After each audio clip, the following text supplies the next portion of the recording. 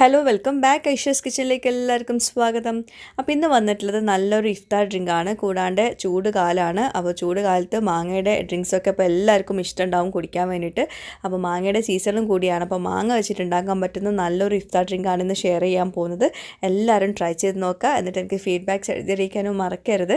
പിന്നെ നമ്മുടെ ചാനൽ ഇതുവരെ സബ്സ്ക്രൈബ് ചെയ്യാത്തവരുണ്ടെങ്കിൽ എനിക്ക് ചാനൽ ഇഷ്ടമാവുന്നുണ്ടെങ്കിൽ ഒന്ന് സബ്സ്ക്രൈബ് ചെയ്യണേ. അവിടെ കന്നഡ സബ്സ്ക്രൈബ് ബട്ടൺ ഒന്ന് പ്രസ് ചെയ്യുക. അതിൻ്റെ കൂടെ ചെറിയൊരു ബെല്ലൈക്കൺ ഉണ്ട്, അതുകൂടെ ഒന്ന് പ്രസ് ചെയ്യുക. അപ്പോൾ ഇതുപോലെ കാണാം. ഇതിൽ ഓൾ വേണം പ്രസ് ചെയ്യാൻ. അപ്പോൾ ശരി, നമുക്ക് നേരെ റെസിപ്പിയിലോട്ട് പോവാം. ഈ ഒരു ഡ്രിങ്ക് ഭയങ്കര സിമ്പിളായിട്ട് ഉണ്ടാക്കാൻ പറ്റുന്ന ഒരു ഡ്രിങ്കാണ്. എന്നാൽ നല്ല ടേസ്റ്റും ആട്ടോ. തേങ്ങാപ്പാലിൻ്റെ ഒരു ടേസ്റ്റൊക്കെ വരുന്നതുകൊണ്ട് നല്ല ടേസ്റ്റാണ്. അപ്പോൾ ആദ്യം ഞാൻ വലിയൊരു ബൗൾ എടുത്തിട്ട് അതിലോട്ട് കസ്കസ് ഒന്ന് സോക്ക് ചെയ്ത് വെക്കുന്നുണ്ട്. സെയിം ബൗളിലേക്ക് തന്നെ നമ്മളെല്ലാം കൂടി മിക്സ് ചെയ്യുന്നത് കേട്ടോ. അപ്പോൾ കസ്കസ് കുറച്ച് വെള്ളത്തിലൊന്ന് സോക്ക് ചെയ്ത് വെച്ച ശേഷം അപ്പം തന്നെ അതിലോട്ട് തേങ്ങാപ്പാൽ നല്ല കട്ടിയുള്ളത് 2 കപ്പോളം ചേർത്ത് കൊടുക്കുന്നത്. അപ്പം തേങ്ങാപ്പാൽ എന്തായാലും ഇപ്പം ഈ ചൂട് കാലത്ത് വളരെ നല്ലതാണ്. നല്ല റിഫ്രഷിങ് തരുന്നൊരു ഡ്രിങ്കാണ് തേങ്ങാപ്പാൽ.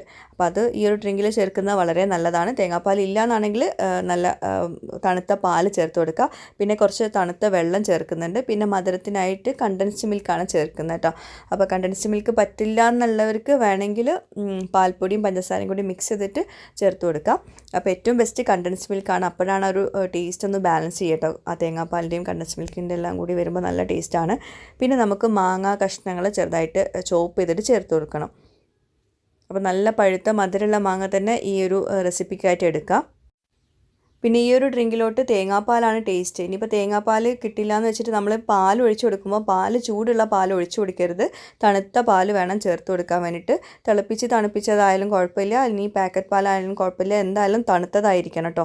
അല്ലെങ്കിൽ മാങ്ങയുടെ പുളിയും ചൂടുള്ള പാലും കൂടി മിക്സ് ചെയ്യുമ്പോൾ ഒരു പിരിഞ്ഞ ടെക്സ്ചർ വരും നമ്മുടെ ഡ്രിങ്കിന്. അപ്പോൾ അതൊന്ന് ശ്രദ്ധിക്കുക കേട്ടോ.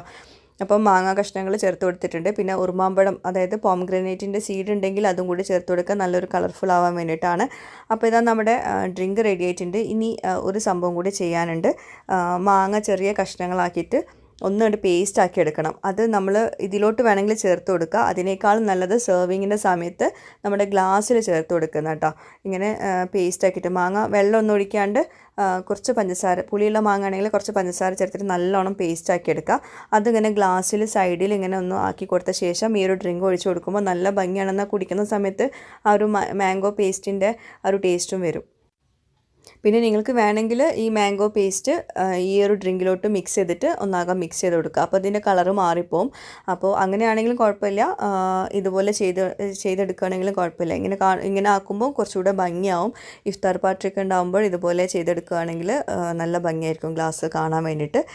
ഇനി നമുക്ക് ഇതിലോട്ട് ഈ ഒരു ഡ്രിങ്ക് ഒഴിച്ചു കൊടുക്കാം.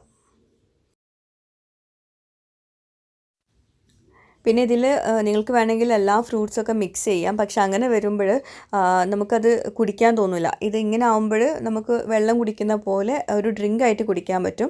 ഇനിയിപ്പോൾ ഫ്രൂട്ട്സൊക്കെ മിക്സ് ചെയ്യുമ്പോൾ നമുക്കത് ബുദ്ധിമുട്ടാവും കുടിക്കാൻ വേണ്ടിയിട്ട്. പിന്നെ ഇളനീരിൻ്റെ കഷ്ണങ്ങളുണ്ടെങ്കിൽ അത് ചേർത്ത് കൊടുക്കുക. ഞാൻ ഈ ഒരു ഡ്രിങ്ക് കഴിഞ്ഞ നോമ്പിന് ഷെയർ ചെയ്തിട്ടുണ്ടായിരുന്നു. അപ്പോൾ അന്ന് ഒരുപാട് പേര് ട്രൈ ചെയ്തിട്ട് നല്ല ഫീഡ്ബാക്ക്സ് തന്നിട്ടുള്ള റെസിപ്പി ആയിരുന്നു കേട്ടത്. അപ്പോൾ ഇപ്പോഴും ഒരുപാട് പേര് മാങ്ങയുടെ സീസൺ ആയതുകൊണ്ട് മാങ്ങയുടെ റെസിപ്പീസൊക്കെ ഷെയർ ചെയ്യാൻ പറയുന്നുണ്ടായിരുന്നു. അപ്പോൾ ഞാൻ വിചാരിച്ചു ഇതൊന്നുകൂടെ ഷെയർ ചെയ്യാം. ഇളനീരൊന്നും ചേർക്കാണ്ട് ഇങ്ങനെ സിമ്പിളായിട്ട് ഉണ്ടാക്കാം, മാങ്ങ മാത്രം ഉണ്ടെങ്കിൽ ഇതുപോലെ ഉണ്ടാക്കാമെന്നുള്ള രീതിയിൽ ഒന്ന് ഷെയർ ചെയ്യാമെന്ന് വിചാരിച്ചു. അപ്പോൾ എല്ലാവരും ട്രൈ ചെയ്യുക. എല്ലാവർക്കും ഈ ഒരു റെസിപ്പി ഇഷ്ടമായിട്ടുണ്ടാവുമെന്ന് വിശ്വസിക്കുന്നു. എന്തായാലും നിങ്ങളുടെ ഫീഡ്ബാക്ക്സ് എഴുതിയിരിക്കുക. അതുപോലെ ഈ ഒരു വീഡിയോ ഇഷ്ടമായിട്ടുണ്ടെങ്കിൽ നിങ്ങളുടെ ഫ്രണ്ട്സുമായിട്ടും റിലേറ്റീവ്സുമായിട്ടൊക്കെ ഒന്ന് ഷെയർ ചെയ്യാനും നോക്കുക. ചാനൽ സബ്സ്ക്രൈബ് ചെയ്യാത്തവരുണ്ടെങ്കിൽ ഒന്ന് സബ്സ്ക്രൈബും ചെയ്യണം കേട്ടോ. അപ്പോൾ എപ്പോഴും പറഞ്ഞ പോലെ തന്നെ പുതിയൊരു വീഡിയോയുമായിട്ടോ വ്ളോഗുമായിട്ടോ ഒക്കെ വരുന്നവരേക്കും ബൈ. Thank you.